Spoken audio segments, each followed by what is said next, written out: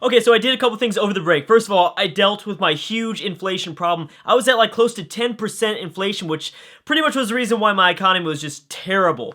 I also switched around my national focus, so I'm investing more points into my administrative power because we're really going to be lacking in that category. That's not it though. I am making a pretty big risk here, and I'm actually going to split up my southern military. And I'm going to bring up 15,000 troops to my, I don't want to call it a colony, but it kind of is, you know, I mean, it kind of is a colony. I don't know. I mean, I'm gonna call it my colony, even though technically it won't be my colony. You cannot colonize any sort of area, even if if you're. I think if you're a Native American, you cannot create a colony. I know for sure. I think either that's the rule, or it's like if you're in the same continent and you colonize. If you're in the same continent, it has to be overseas. Technically, we're on the Northern American continent, so I don't think it's gonna count. But whatever. So I'm setting up 15,000 troops to go up north, and I don't think I'm going to need it. I don't think I'm going to need it when I declare against the Iroquois. And actually, we're not going to go to war just yet. I think I might either wait until the 15,000 troops get here or until these provinces are done colonizing. So we need to go to the Iroquois pretty quick because if you didn't know, well, they're Western now. Yeah, they're pretty far behind. They're at 11 military technology. I think we're at 17. So yeah, we're doing a little better than them, and we should have still the advantage. But, they have the numbers. Native American tribes do tend to have a lot of military members in their military. Yeah. As you can see, I'm behind. I'm still behind, but I'm hoping that within these next few videos, I'm going to start to catch up in all of the technology groups, at least to New Spain. At least to New Spain. We'll see. My national focus now is 10, 8, and 6. At some point, I don't think yet, because I'm going to need to... I had to pay like... Let's see, I was at 10%. I had to pay 4 times 75. Jeez, math. What is math? I think like 300 administrative power just to boost down my inflation. And it's not even at 0 yet. Technically, I might go ahead and wait until it's at 0 before I reduce it again. I'm sorry, wait till it's at 2, because, I mean, why waste that power? Why waste that administrative power? Right now, it's raising up. I might as well, right? I might as well, because it's continuing to change by 0.14% every single year. That's a big-ass deal. That's huge. Within another 100 years, where the hell are we going to be? I think we're going to be at another 10%. So we're going to have to continue to invest heavily in administrative power. That's just going to help out a lot. Now, I'm going to continue on with the level 2 advisor for now, and eventually I want to switch up with a level 1 advisor here and a level 2 advisor here in terms of military power. Now, ultimately, this is my goal. I want to go to war with Vinland. Norway's very, very weak. Norway has nothing, and Vinland really isn't a very strong colony either. Norway has been... excuse me. Oh my gosh, that was weird. Norway has been reduced in strength significantly since Sweden has kind of kicked them out. Also, I'm sure it's only a matter of time before another war for the Scandinavian region breaks out with Sweden versus Norway. They do not have they don't have a truce currently. So technically, Sweden could declare war on Norway at any point and completely kick them out of the Scandinavian region. Norway doesn't have much of an alliance, just with Utrecht. Now, Utrecht, I believe, can still build his boats. Yeah, he does have... Wow, he actually has... Utrecht's actually quite big. What the hell happened? He's a little bit bigger than normal. He has 4 provinces bordering the coast, so that's possibly 4 different... I mean, that definitely, he's going to have a navy, that's for sure. But still, not a big deal. I'm not even going to worry about it. That's not a big deal at all. So what I want to do ultimately is after we're done with these 2 colonists down from the south, we're going to head up north.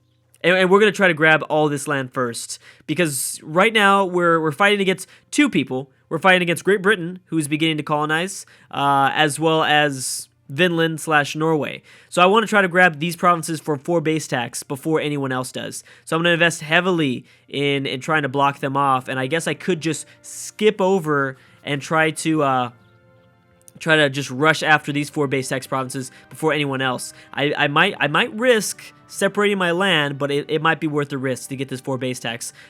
This is only 2, so yeah, I should probably skip over it and maybe just go straight in for these 2, maybe the entire region. We'll see. I'm not sure exactly how good. Doesn't look like Great Britain's like colonists and their colonial game is not going amazingly well. They're doing pretty good. They have one in South America, one in the Caribbean, as well as one in modern-day Canada. So actually, never mind. I will rephrase that statement. They're doing extremely well. In terms of Portuguese Brazil, they're at 61% liberty desire. I don't think it's time yet. I'm sure they're going to get their independence as soon as they ask for it, depending on a few different factors. And the only reason why I'm talking about this is because I'm looking for a damn friend. Nobody likes us as the Mayans. Nobody likes us as the Mayans. And a real quick, brief update on Europe. I know there's a few people that wanted to know exactly what was going on in Europe. Currently, we have Spain, who's the big, powerful house. He's the big daddy. He's the big puff daddy. He's allied to France, who's very weak, actually, in this particular campaign, but also Portugal, who's doing very well as well. Spain is controlled half of the Italian peninsula, as well as Sardinia, Sicily, and Corsica. Jesus. Yeah, Spain is really powerful. Luckily, Austria looks like they got into a personal union with Hungary very early on, and they were able to integrate their lands. Poland, I think, still has... Poland is allied to Lithuania, but they don't have access to Lithuania. Lithuania and Poland might be a good ally. Maybe Sweden as well. Sweden is allied to Great Britain. We'll see, but we're going to want to ally somebody. Maybe Brandenburg, maybe they'll form Prussia. Who knows? But we have to get a damn friend. And I've been trying my best to improve relations with Great Britain, but it's just not happening. It's just not happening. Wow, so Great Britain completely controls the north. Great Britain, Sweden, and Novgorod are all allied to each other. Novgorod is not allied to Sweden. I'm sure they actually don't like each other more than likely. Novgorod is allied to Poland. Who's Brandenburg allied to? Lithuania and Sweden. Now, a big one, Austria. Austria is allied to Sweden, but not very many. Just some smaller nations inside of the HRE. I don't think, I can't really count out some of the Muslim nations. The Muslim nations actually might be more willing to be friendly towards me than anyone else. It's possible, honestly. Enemy of an enemy. Look at this. Maybe I could get an alliance with the Mamluks. Imagine that. I think I might as well try it. I mean, we got to try to get one friend. Now, the Mamluks, I don't know exactly how much they'll help us. I'm sure they've got a pretty good navy inside of the Mediterranean. Let's go ahead and check that out. In terms of navy totals and stuff like that, what am I doing? Wait, what? No, am I clicking the wrong button? There we go. Wow, so technically the Ottomans still have the biggest navy in the world at 121. We have Venice at 107. Oh, that might be a good ally. Spain at 90. Now, where exactly are the Mamluks? Mamluks only have 52 boats up. Not very good. Only 6 light ships. At least heavy ships. Wow, so we've got... Oh, shit. These guys are too far away. 24 heavy ships? 39 light ships? Why are these guys so dominant? Holy crap, they're doing great for themselves. Well, that's fantastic, but we're looking for someone against Europe. I mean, yeah, it'd be nice to ally with someone from Eastern Asia, but I'm looking for someone to help me out against Europe. And even the Mamluks aren't that good. The Ottomans aren't very powerful, and I don't know exactly how their war is going to continue to go. I mean, Austria would be ideal. Brandenburg would be ideal. Maybe Poland, Bohemia if I get really, really desperate. They're allied to a lot of people. But anyways, we're still a ways away. It's 1627 anyways. Let's finally jump into this. I know that some people wanted me to check out Europe. That is exactly what's going on in Europe. Briefly, we also have the controls, these sort of area control. Well, Spain's not doing too good at colonizing, at least compared to Portugal and... well, actually, no. Portugal's just being a beast because of Portuguese Brazil. So I guess they're all about average. Nothing really interesting is happening. The good thing about low France, like having a weak France, is that we might be able to kick out whatever French colony forms off of Louisiana. That's great. That'll make things a lot easier because I believe when going to war against a colonial nation that is still under their overlord, we can take these provinces without getting overextension. We're still going to have to core it, but we don't get any overextension by taking these colonists or these colonial lands or whatever. Finally, last thing I should probably check on is what's going on with religion. So we have the northern region here, Norway, Sweden, Great Britain, as well as Brandenburg, all Protestant. A few lands reformed, a few reformed in the HRE and stuff like that. Catholic completely in Iberia, completely in the southern half of the Italian peninsula, as well as all in Austria. Okay, so that's all we needed to do. Let's finally begin to start this back up. I will go ahead, like I said, and we'll see if we can maybe ally the Mamluks. I mean, I just want a friend. I just really, really want a friend. The Iroquois are only allied to this nation here, which is only 2 provinces. Shouldn't be too bad. They have yet to in federation with Fox. They have yet to westernize into out of Northern American technology, so that's good. Again, it shouldn't be a problem, especially when we get the reinforcement from our 15,000 men. That's where things should be easier. And also, is there someone that has more maneuver? Yeah, so you have more maneuver. I'm going to gift you that guy. Maybe you'll get there a little bit faster. That would be ideal. Also, now with this 14,000 troops, these 14,000 men, I'd like to back them up back towards my capital of Mexico. If someone, well, here's a good thing is, if anyone tries to land in Central America, more than likely a lot of these nations don't have very many cogs, and if they do, they're all split up. So they'd probably only be able to bring over a max of maybe about 15,000 troops at a time. So, you know, keeping 14,000 here is good. We can always hire a few mercs if we need the numbers advantage. So I think, you know, keeping at least 15,000 should be good enough, because I doubt that the AI is going to be able to transport more than maybe about 15,000 at a time. Obviously, that changes as soon as you start thinking about a massive alliance against me. If they're all bringing over 15,000 men around the same time period, then yeah, that's going to complicate things a bit.